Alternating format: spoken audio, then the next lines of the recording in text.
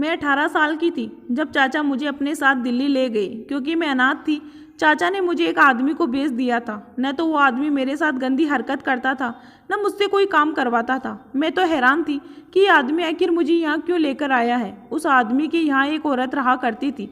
वह उम्र में ज़्यादा बूढ़ी नहीं थी। वह मुझे इशारों इशारों में कुछ कहने की कोशिश करती रहती थी। जब मुझे उसके इशारे समझ न आए तो एक दिन उसने कहा, तुम यहाँ से भाग जाओ वरना तुम्हारा अंजाम बहुत बुरा होगा। मैं अनजान शहर में कहाँ जाती। जब मैंने उसकी बात न मानी तो एक दिन वह मुझे ज़बरदस्ती तलगर में ले गई। मैंने तलगर का नज़ारा देखा तो मेरे होश उड़ गए, क्योंकि अंदर तो मैं अपने चाचा के पास रहा करती थी। क्योंकि मेरे जन्म के बाद मेरे माँ बाप की कार एक्सीडेंट में मौत हो गई थी, इसलिए मैं हमेशा से अपने चाचा के साथ रहा करती थी। उनके भी अपने बच्चे थे और चाची को हमेशा ही मुझसे नफरत थी। वो कभी भी सीधे मुंह मेरे से बात नहीं करती थी और बात बात पर ताने मारती रहती थी। मेरे चाचू यह सब कुछ देखकर भी चुप रहते थे, इसलिए मैंने तो यह उम्मीद ही छोड़ दी थी कि मेरे हालात कभी बदलेंगे। मैं 18 साल की हो रही थी और मैं बहुत ज़्यादा खूबसूरत थी। हमारे रिश्तेदार यह कहते थे कि मैं अपनी माँ की तरह हूँ और मेरी माँ भी इतनी खूबसूरत थी, जबकि चाची इतनी खूबसूरत नहीं थी और ना ही उनकी बेटी इतनी खूबसूरत थी। ये बात मेरी चाची को चुभती थी, इसलिए वो मेरे से जलती थी। उसमें मेरा तो कोई कसूर नहीं था, इसलिए मैं खामोश रहा करती थी। एक दिन चाचू जब काम से वापस आए तो मुझसे कहा कि तुम्हारे रिश्ते की बात चला रहा हूँ, एक जगह तुम्हारी शादी कर दूंगा तो तुम्हारी चाची से तुम्हारा छुटकारा हो जाएगा। मेरे लिए शादी कोई मायने नहीं रखती थी, क्योंकि मैंने कभी इस बात पर सोचा नहीं था। पर मेरे दिमाग में एक बात थी कि मेरी ज़िंदगी का एक नया दौर शुरू हो जाएगा, इसलिए मैं खुश रहने लगी। मुझे लगता था कि मैं बहुत जल्दी इस घर से चली जाऊंगी और मेरी सारी मुसीबत खत्म हो जाएगी। वह घर मेरा अपना होगा, मेरे पति का होगा और मैं अपनी मर्जी से वहाँ रह सकूंगी, अपनी मर्जी से रहूंगी, अपनी मर्जी से खाऊंगी। और इस तरह मैं बहुत से ख्वाब मैंने देखने शुरू कर दिए थे। और जब चाचू ने घर में जिक्र किया कि मैं उसकी शादी करवा रहा हूँ तो मैं भी चुप रहकर सुन रही थी कि अब मेरी चाची क्या कहेगी। चाची ने पूछा कि लड़का कौन है, क्या करता है, तो चाचा ने बताया कि वह दिल्ली में रहता है और एक बड़ा रईस आदमी है। उस पर मेरी चाची चाचा को सुनाने लगी कि उसकी इतनी अच्छी जगह शादी क्यों करवा रहे हो, उसकी शादी की जगह अपनी बेटी की शादी करवा दो। लेकिन मेरे चाचू किसी सूरत में नहीं माने। उन्होंने चाची से जिद करके अपने और मेरे लिए कुछ शॉपिंग की और मुझे साथ लेकर दिल्ली चले गए। उस दिन मैं उनके घर से निकली, मुझे लगा कि मेरी सारी मुश्किलें खत्म हो जाएगी। दिल्ली के बारे में मैंने जो सुना था उसके मुताबिक बहुत बड़ा शहर था और दिल्ली में रहने वाले लड़के से शादी करना मतलब वो तो रईस ही होगा। पर मैं सोचती कि चाचू अपनी बेटी को छोड़कर मेरी एक अमीर आदमी के साथ शादी क्यों करवा रहे हैं। लेकिन फिर खुद ही सोचती कि शायद उनको ऊपर वाले के डर का ख्याल मन में आ गया होगा और वह बचपन से देखते आ रहे हैं कि मेरे साथ हर तरह तरह की चीज़ों में जाती हो रही है, तो इसलिए यह मुझे इन सब से निकालना चाहते हैं। लेकिन जो भी था, मेरी ज़िंदगी बदलने जा रही थी और मैं इस बात पर बहुत ज़्यादा खुश थी। हम लोग दिल्ली में गए तो इस शहर को देखकर हैरान हो गई। मुझे तो लगता था जैसे मैं ख्वाब देख रही हूँ और ख्वाब भी खुली आंखों से। मेरा अचानक ख्वाब खत्म हो जाएगा। मैं और चाचू एक होटल में पहले दिन जाकर रहे और दूसरे दिन हम लोग एक खूबसूरत से घर में शिफ्ट हो गए। ना तो मेरे चाचू ने मुझे उस शख्स से मिलवाया और जिससे मेरी शादी होने जा रही थी, और ना ही मैंने उनके बारे में पूछा, क्योंकि यहाँ आने के बाद तो चाचू बिल्कुल बदल ही गए थे और रोजाना मुझे बाहर घुमाने लेकर जाते, अलग अलग तरह की जगह दिखाते। खाना खाकर हम लोग घर वापस आ जाते। मेरे लिए तो असली ज़िंदगी यही थी। मुझे शादी से क्या लेना देना था। शादी तो मैं इसलिए करना चाहती थी ताकि मेरी ज़िंदगी से चाचा का घर बाहर निकल जाए। मैं उनकी बीवी और उनके बच्चों के रवैये से परेशान हो चुकी थी और सोचती थी कि मैं जल्दी से यहाँ से कहीं और चली जाऊँ। और अब वह लोग कहीं नहीं है, सिर्फ मैं थी और मेरी आज़ादी थी। इसलिए मैंने चाचू से पूछा ही नहीं कि वह कौन आदमी है और आप कब मेरी शादी करवाओगे। मैं तो बस अपनी ज़िंदगी में मगन हो गई थी। मुझे यहाँ आए हुए 18 दिन हो गए थे। उन 18 दिनों में मैंने जो ज़िंदगी गुजारी थी वह मेरे 18 सालों पर भारी थी। चाचू सुबह से हम मुझसे पूछते कि क्या खाना है और मुझे मंगवा कर देते। यहाँ तक कि मुझे उन्होंने कपड़े वगैरह भी लेकर दिए। सारा दिन हम लोग इधर उधर घूमते फिरते रहते थे। जहाँ दिल करता, जिस होटल में दिल करता बैठते खाना खा लेते थे। मैंने तो कभी सोचा ही नहीं था कि मेरे चाचू जो बिल्कुल मुश्किल से गुजारा करते थे वह कैसे इस सिटी में आकर पैसे उड़ा रहे हैं।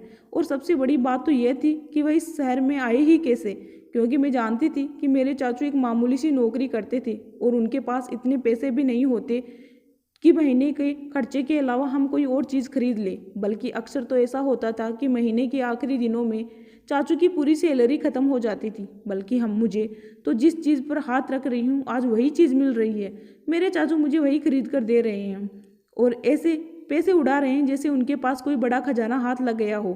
तकरीबन 20 दिन गुजरने के बाद एक दिन सुबह सुबह मेरे चाचा ने कहा कि आज हम कहीं नहीं जाएंगे, आज ना तुम्हारे होने वाले पति घर आएंगे। मैं तो इस बात को भूल चुकी थी लेकिन खामोश हो गई, क्योंकि अब तो मैं खुद इस शहर से नहीं जाना चाहती थी और अगर चाचू ने वापस जाना ही था तो फिर मेरी शादी करवाना ही बेहतर था, क्योंकि मेरे मन में वापस जाना नहीं था। चाचू के कहने की वजह से मैंने एक नया सूट पहना और बहुत अच्छे से तैयार होकर हो गई। मैंने खुद को ही आईने में देखा तो अपने आप को अच्छी लग रही थी। वहाँ कोई नहीं था जिससे मैं पूछ सकती कि मैं कैसी लग रही हूँ, लेकिन मेरे चाचू ने मेरी तारीफ की कि तुम बहुत अच्छी लग रही हो। कुछ देर बाद एक आदमी आया और चाचू उसके साथ दूसरे कमरे में चले गए और काफ़ी समय के बाद दोनों वापस कमरे से बाहर आए। उन्होंने कहा कि तुम इस आदमी के साथ चली जाओ, यही तुम्हारे पति हैं। उस आदमी ने मुझसे कहा कि चलो। मैं चाचू की तरफ देख रही थी कि मैं ऐसे कैसे चली जाऊं। इतना तो मैं जानती थी कि शादी करना जरूरी है, लेकिन चाचू मुझे खुद ही पकड़कर घर से बाहर लेकर गए।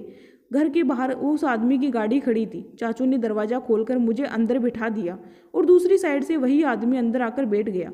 उसने गाड़ी स्टार्ट कर दी। मैंने चाचू को इशारा किया कि मैं इसके साथ कैसे चली जाऊं। चाचू ने कहा कि बस तुम्हारी शादी हो चुकी है, आज से इसी को अपना पति समझना और यह घर इसी आदमी का है जहां हम इतने दिनों से रह रहे थे। यह कहकर चाचू तो पीछे हट गए और मेरी आंखों से आंसू निकलने लगे। मेरे साथ कितना बड़ा धोखा हुआ था। चाचू ने शायद मुझे बेच दिया था। इस आदमी ने मुझे कुछ भी नहीं कहा और खामोशी से गाड़ी चलाता रहा और ना ही उसने मेरे रोने पर कोई एतराज़ किया और ना ही किसी और बात पर उसने मुझे कहा। गाड़ी जाकर एक बड़े से घर के आगे जाकर रुकी। उनका ये घर तो न जाने कहाँ से शुरू हो रहा था और कहाँ ख़त्म हुआ।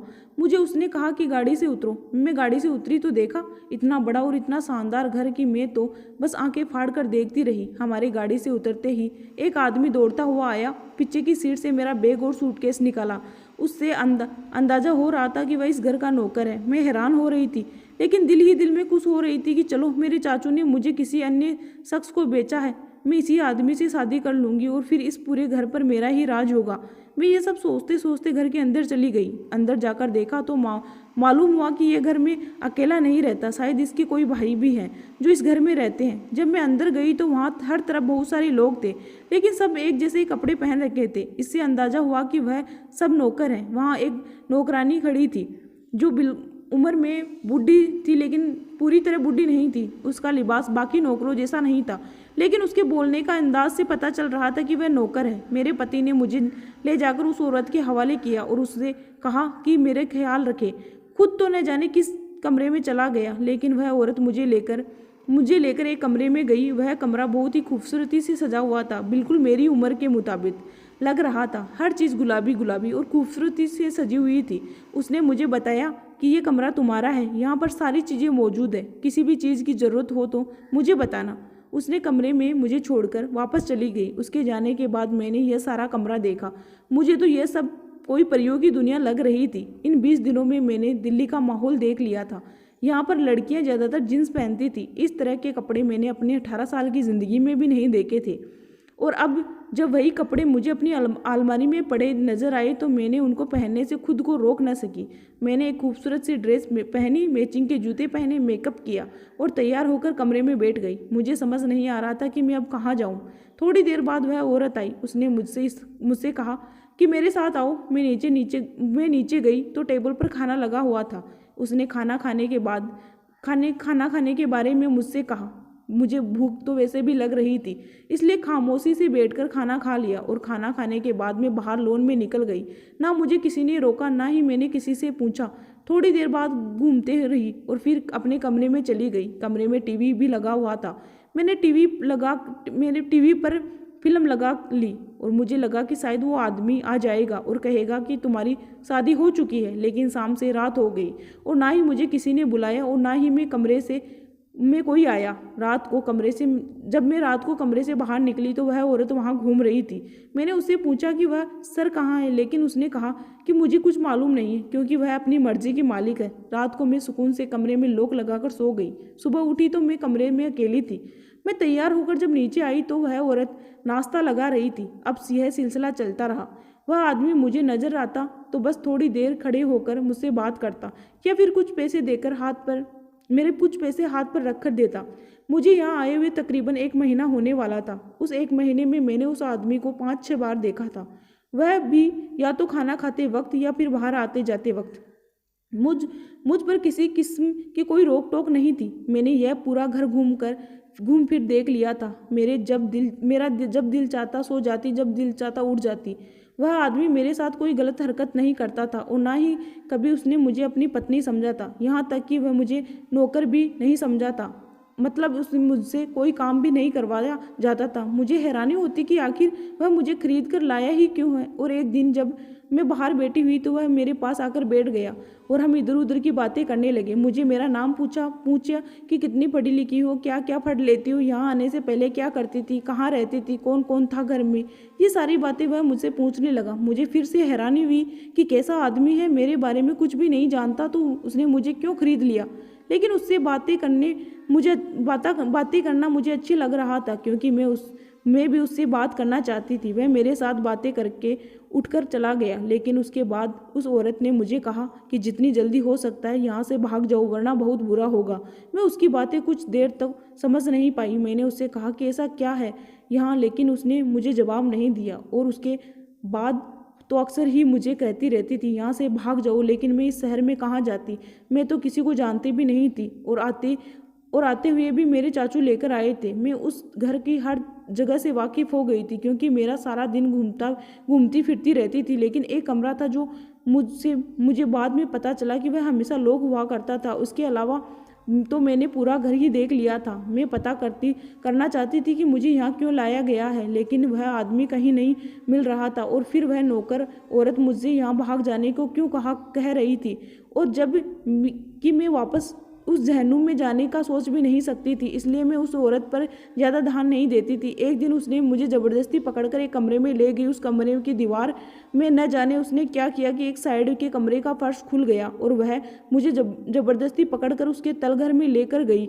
और अंदर जो कुछ मैंने देखा उसे देखकर तो मेरे कदमों तले की ज़मीन खिसक गई, क्योंकि वहाँ तो उस औरत ने मुझे कहा कि तुम्हारा अंजाम भी यही होगा। तो मैं फ़ौरन वापस आ गई। मेरे पीछे पीछे वह औरत भी आई और उसने उठकर दरवाज़ा बंद कर दिया और मैं परेशान रहने लगी। मैंने उससे कहा कि मैं उस शहर में किसी को नहीं जानती, मैं वापस कैसे जाऊंगी। मेरे चाचू ने तो मुझे इस आदमी को पैसे में बेच दिया है, मेरा तो दुनिया में और कोई भी नहीं है। उस पर नौकरानी ने कहा कि तुम इस शहर में बेशक मजदूरी कर लो, लेकिन यहाँ से निकल जाओ। उस तलघर में को देखने के बाद तो मैं खुद भी यहाँ से भागना चाहती थी, इसलिए तो कुछ पैसे मेरे पास जमा थे वह लेकर चुपके से घर से बाहर निकल गई। बाहर निकलने के बाद मुझे नहीं मालूम था कि मुझे कहाँ जाना है, क्योंकि उस शहर में जहाँ मैं घूमने गई चाचू साथ में थे और मैं इतनी बड़ी तो थी नहीं कि मैं हर जगह याद रखूँ, और ना ही इतनी पढ़ी लिखी थी कि किसी से कुछ पूछ लेती। वहाँ से निकलकर मैं बाहर बैठ गई। शाम हो गई तो ऐसे चलते चलते सड़कों के किनारे आ गई।